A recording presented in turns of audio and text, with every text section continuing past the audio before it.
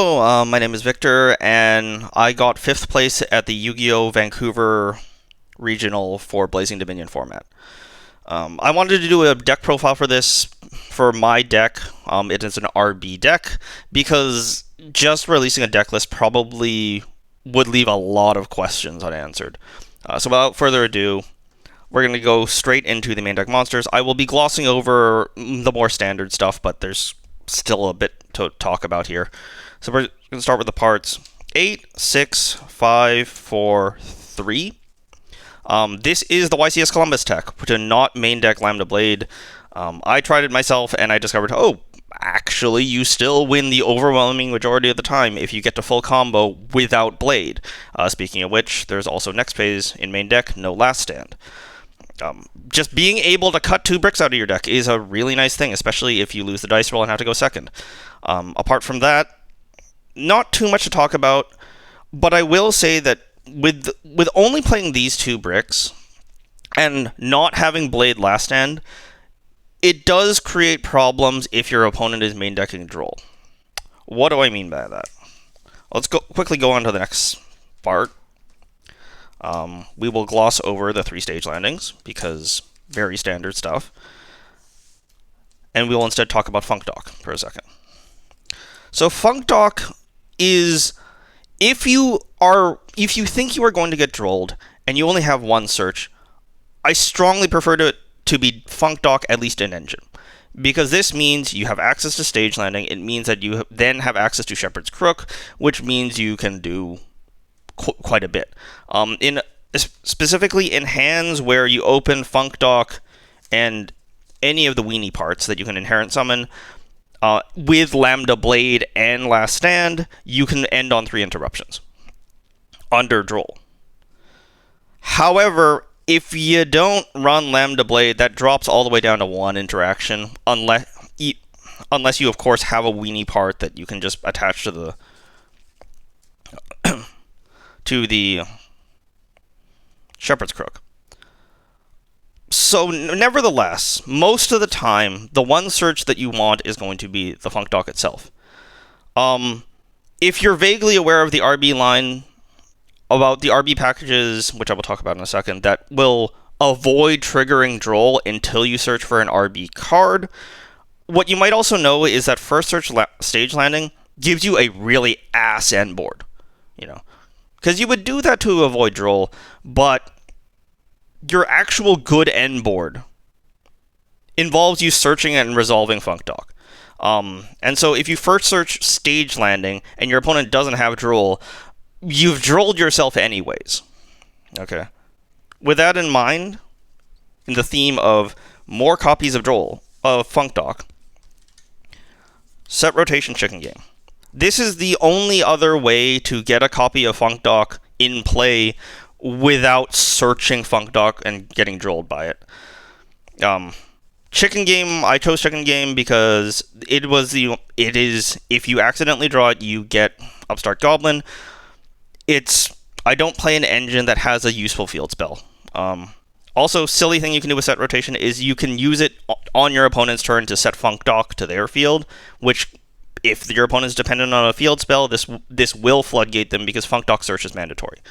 But yes, 4th copy of Funk Dock, because again, I want my first search to be Funk Dock itself, if possible.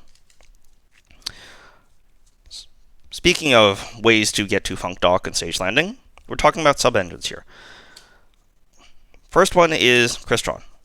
1 Sulfador, 2 Smigers, 3 Inclusion, Foolish Burial. I don't know why I seem to be the only person playing this.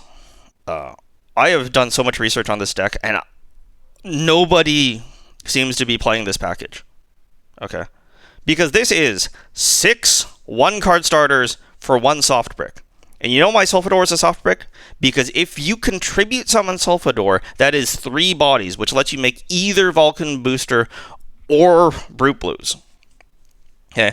If you open Sulfador and this, that is 3 bodies. Okay. Also, another really good thing about this package is that if you get any 2 of these cards in your hand, they extend into each other. Okay, so if one gets interrupted, the other one becomes extension. The other card becomes extension. Okay. Now, this combo, full combo. These two, combo. Even these two, actually, also combo. All right. As long as you get any two different Crystron cards in your hand, cards including Foolish Burial in your hand, you get extension. This especially matters because, especially when you're not playing Blade in main, you are usually looking for a grind game that goes to turns 4 or 5, occasionally turns 6, 7. With that in mind, having Crystron cards chilling in your graveyard means you don't have to rely on top decks. You just have recursion. And with this many Crystron cards, you are very, very likely to see that recursion in a lot of your games. So I love this package. Even though inclusion, search Sulfador, get drolled, I would still rather get drolled here than get drolled trying to search for an RB card, search Funk Duck, get hit with droll, and now my hand is dead. Okay. I would rather get drolled here so I can react to it, so I can then do other things instead of trying to search for cards that can't resolve. Last thing for secondary engines, 1 copy Hornet Drones. Spoiler in advance, I do play the whole Camellia package as well, with just the 1 Hornet Drones. This is tech that I took from the Japanese players when RB got added to Master Duel. They decided to run just the copy of Hornet Drones and no other Sky Striker cards. I strongly agree with this because it allows you to turn all of your hand traps into extenders. Even at the regional, it saved me a couple times, actually, being able to just combo off with my hand traps. Speaking of hand traps, we'll just plow through this. So, Fuas, Ashes. I run imperms because I'm a cheapskate. Let's get these out of the way real quick. Drolls. I do main deck Droll and Lockbird. I think there are enough matchups that can be forced onto a half board under Droll. For that reason, I think, for me at least, it is worth running Droll. I know that the one elephant in the room matchup that doesn't particularly lose to Droll is Branded. I still, despite that matchup, I did beat a Branded player round 2, despite this, and thankfully I never saw Droll in my hand, but regardless, I do like main decking Droll right now. There are enough decks that at least get forced onto a half board under Droll for me to want to main deck Droll. Droplet. Especially with the Crystron package, there's a lot of stuff that you will happily want to send off of Droplet. And this is a great board breaker in the format. Droll sucks, so the one I've called by, especially going second into a board, that is the time when it is the worst to get drolled. Because going first, you get drolled, you have lines that exist that can deal with it. Going second, if you get drolled, it is pretty fatal. So this never leaves my deck going first or second. And finally, the card that I really need to explain. Rustin Mammoth. So how do I do this? Kashtira Fenrir. Fenrir is a card that's not actually that good right now. But when people play Kashtira Fenrir in current format, or in recent times, they do it for 4 reasons. Reason 1. It is an engine card. Some way, somehow, it helps you combo. Not necessarily being a 1-card starter or anything. Just helps you combo. 2, it's a board breaker. You can play it into your opponent's board, and it will do something. It will provoke a reaction from your opponent. Okay. It's not the most premium board breaker ever. It's not Forbidden Droplet. But it is still a card that will force your opponent to do something. 3, it's an end board piece. If this ends up on your end board, your opponent has to deal with it. And 4, this is non-committal. I don't have to spend any of my engine resources to make use of this card when it's in my hand. I just play it. Yes, you do have to banish Link 5 worth of machines from your extra deck to summon it, but that's not a significant cost, especially if you build your deck around it. For that reason, I brought Rusted Mammoth, and I did get to resolve it quite a few times. Didn't win all of those games, but it also saved my ass in quite a few games as well. Especially as an end board piece, you can resolve it on your opponent's turn, and then again on your turn when your opponent, tried to set up their half board into yours. Try to do something on your turn. In the case of a branded player, they try to summon Albaz, discard a card to fuse. Rusted Mammoth bounce itself in Albaz, can't resolve, won that game. So overall, also something you might have noticed, I don't have a way to search. You will notice soon is I don't have a way to search Rusted Mammoth in this deck. I don't care. This card is in the non-engine section because I mostly treat it as non-engine. It can be used as an engine extender sometimes. It can be used as a jank starter sometimes. And for those reasons, I think Rusted Mammoth is worth playing in RB. Going to the extra deck real quick. 3 Balkan boosters. I don't understand why anyone would play only 2 of these. There are several combos under Interruption where you will go through all 3 of them. 3 Brute Blues, 2 Shepherd's Crook. In theory, the second Shepherd's Crook is not necessary, but because I play Rusted Mammoth, I do need to spare Link 3.